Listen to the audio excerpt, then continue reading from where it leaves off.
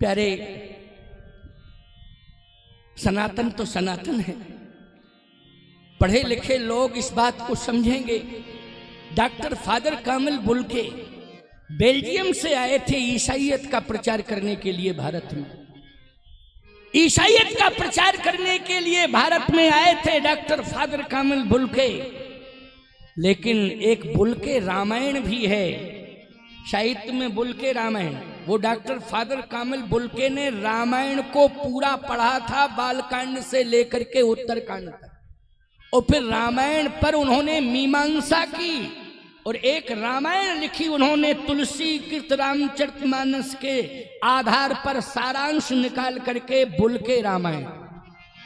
अब बताओ भाई, ईसाई भारत में आया और बेल्जियम से आया था और ईसाईयत का प्रचार करने के लिए आया था, धर्म परिवर्तन कराने का संकल्प लेकर के आया था, लेकिन वो रामचरितमानस का श्रोता बन गया।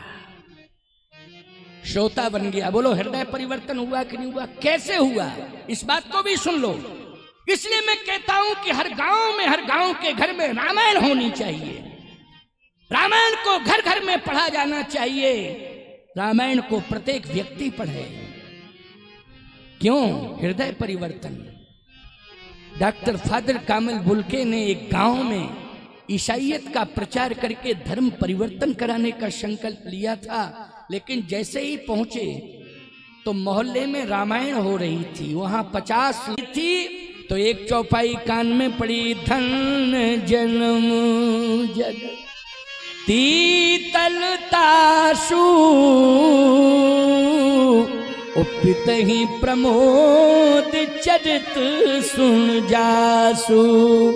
प्रात काल उठ के रघुनाथा ओ मातु पिता गुरु नामहि माथा। करतल होय पदारथ ताके प्रिय पितु मातु प्राण सम जाके। हिला दिया डॉक्टर फादर कामिल बुल्के को इन मानस की चौपाइयों ने। आंखों से आंसू गिरने लगे, करुणा आ गई। यह है भारत, यह है भारत का चरित्र, यह है हिंदुओं का चरित्र। धन्य ये ग्रंथ, कौन सा ग्रंथ है, इसका नाम क्या है, जरा मैं सुनना चाहता हूं। जब पलट के देखा तो लिखा था रामचरित्र मानस। डॉक्टर फादर कामिल बुल्के ने कहा, अब मैं पूरी रामायण को जिंदगी में एक बार अवश्य पढ़ूंगा, अवश्य पढ़ूंगा, अवश्य पढ़ूंगा।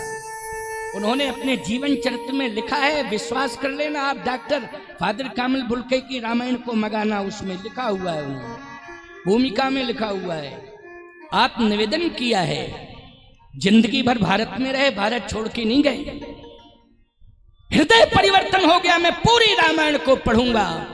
और जब उन्होंने संपूर्ण रामायण को पढ़ा तो एक ही बात मुख से निकली। क्या निकली? सुन लो हिंदुओं, कान खोल करके मेरी बात को सुन लो। और पूरी दुनिया में मेरा संदेश जा रहा है, केवल आगरा जिले तक सीमित नहीं है, केवल प्रदेश तक मेरी वाणी सीमित नहीं है, केवल देश तक मेरी वाणी सीमित नहीं है, मेरी वाणी पूरी दुनिया में जा रही है। अगर तुमको संतान के द्वारा, दुनिया वालों, अगर संतान के द्वारा बुढ़ापे में तुम्हें सुख चाहिए तो भारत में आ जाओ और रामायण को एक बार पढ़ लो। अपनी संतान को रामायण पढ़ा दो, बुढ़ापे में तुम्हें संतान के द्वारा सुख मिलेगा। संतान के द्वारा तुम्हें बुढ़ापे में सुख मिलेगा, याद रखना। इसलिए मैं कहता हूं, राष्ट्रीय ग्रंथ जल्दी से जल्दी घोषित होना चाहिए। और फिर मेरा अभियान रहेगा कि ये रामायण केवल भारत तक सीमित नहीं रहेगी, पूरी दुनिया में रामायण को पहुंचाया जाएगा। हृदय परिवर्तन करने के लिए पूरी दुनिया में रामायण को पहुंचाया जाएगा। उन्होंने अंत में क्या बात कही, इस बात को सुन लो जरा। बहुत मार्मिक बात है, हृदय स्पर्शी बात है, हृदय परिवर्तन कराने में अहम भूमिका का निर्वाह कर रही है। ये बात कान खोल करके सुन लो। उन्होंने एक ही बात कही कि मैं जिस देश से आया हूं, बेल्जियम से, बूढ़े लोगों का वहां सम्मान नहीं होता है। याद रखना, विदेशों में हम सम्मान उसे मानते हैं कि आपने रबड़ी मालपुआ खिला दिया बूढ़े को, लेकिन आपने अगर चरण स्पर्श नहीं किया और सेवा नहीं की तो याद रखना वो आपके 56 व्यंजनों से बूढ़ा परिवार, माँ बाप बूढ़े प्रसन्न नहीं होंगे। सुंदर वाणी, विनम्रता की वाणी और समर्पण, इसी से वो प्रसन्न हो सकते हैं। बोलो, हो सकते हैं कि नहीं? इसी से वो प्रसन्न हो सकते हैं। धन्य ये रामचरितमानस ग्रंथ, जहां बूढ़े माँ बाप को देवता माना जाता है, ये सिखाया जा रहा है इस ग्रंथ के माध्यम से। बूढ़े माँ बाप को इंसान मत मानो, बूढ़े माँ बाप को भगवान मान करके उनका पूजन किया जाता है, सम्मान किया जाता है। यह है रामचरितमानस। हमारे देश में बूढ़े लोगों को उपेक्षित माना जाता है, अवांछनीय तत्व। याद रखना, मैं बहुत खुली बात, अवांछनीय तत्व माना जाता है, उपेक्षित माना जाता है। इसलिए बुढ़ापे में वहाँ के लोग अपने परिवार के साथ, बच्चे बीवी के साथ बूढ़े लोगों को नहीं रखते हैं।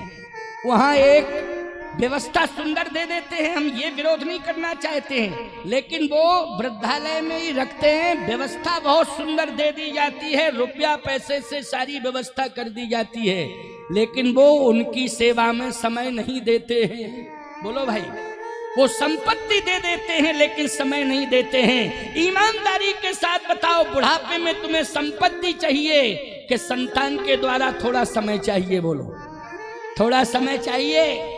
और मैं कहता हूं कि यदि आपकी संतान बहुत दूर है आपसे, क्योंकि वो नौकरी कर रहे हैं, वो देश में नहीं दूसरे देशों में है, लेकिन आज अगर भारत की संतान विदेशों में भी रह रही है, संस्कार हैं और घर में बूढ़े माँ बाप हैं, तो बोलो अमेरिका से भी रोज भारत में बूढ़े माँ बाप से बात होती है कि नहीं होती है? जल्दी बताओ, बात होती है कि नहीं होती है? अब तो मोबाइल की क्रांति में लाइव बात चलती है। बोलो, चलती है कि नहीं चलती है? लेकिन विदेशी लोग ऐसा नहीं करते हैं।